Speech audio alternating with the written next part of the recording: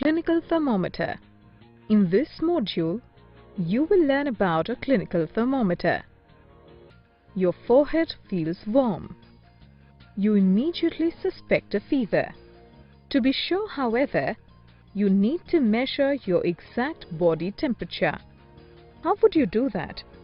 Well, with the help of a clinical thermometer, also called a doctor's thermometer. A clinical thermometer is usually made of glass and consists of a mercury-filled bulb inside at one of its ends and a fine capillary tube that looks like a thread running from the bulb to its other end. There is a small constriction in the neck close to the bulb.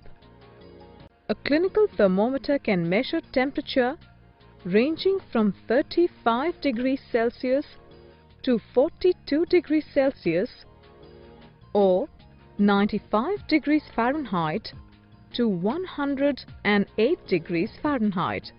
That's a pretty small range.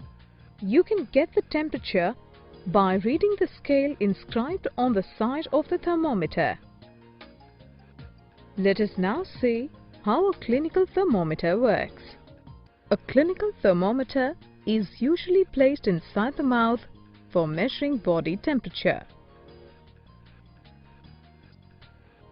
Because of the body heat, the mercury inside the bulb heats up, expands, and rises to a certain level in the capillary tube through the constriction.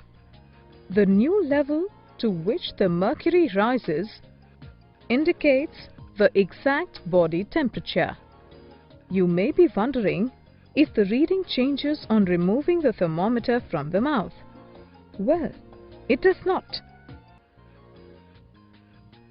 The constriction prevents the mercury from flowing back into the bulb. You can also say that the mercury column breaks at the constriction and is unable to return to the bulb, thus remaining stationary in the tube. To reset the thermometer, you need to swing it sharply many times so as to make the mercury column return to the bulb. Why do you think mercury is used in a clinical thermometer? Mercury is used in a clinical thermometer as well as other thermometers for a number of reasons. First, mercury is a metal and thus it is a good conductor of heat. It starts to expand instantly on placing the thermometer inside the mouth. The expansion can be seen as a rising thread of mercury. Second, mercury remains a liquid at temperatures ranging from -39 degrees Celsius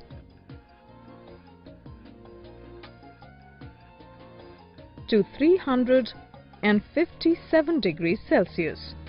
Hence, it can serve to measure a wide range of temperatures. At last, mercury does not stick to glass. Though using mercury in thermometers has advantages, mercury-based thermometers are considered risky. This is because mercury is poisonous. In case the bulb or the neck of a thermometer breaks, mercury can leak out into the mouth. This is why mercury-based clinical thermometers have largely been replaced nowadays with electronic digital thermometers or scanner thermometers. In this module you've learnt a clinical thermometer is a thermometer used for measuring body temperature.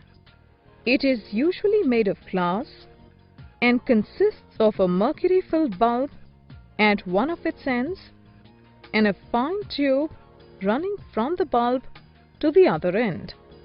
The neck near the bulb has a small constriction.